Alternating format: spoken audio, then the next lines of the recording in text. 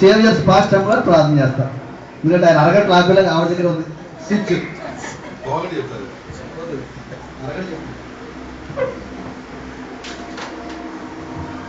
పరిశుద్ధ పరిశుద్ధ పరిశుద్ధ నీ ఘనమైన లెక్కలేస్తులు స్తోత్రాలు వేలాది వందనాలు తండ్రి.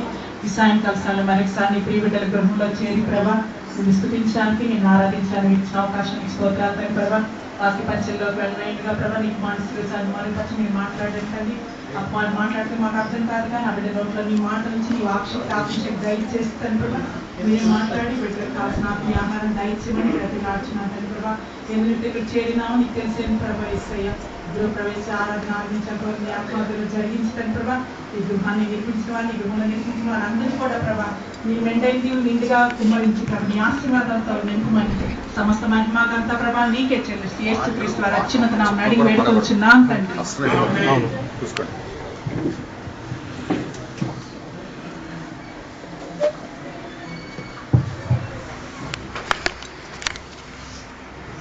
ప్రభువునందు ప్రియమైనటువంటి దేవుని బిడ్డలారా, విశ్వాసులారా,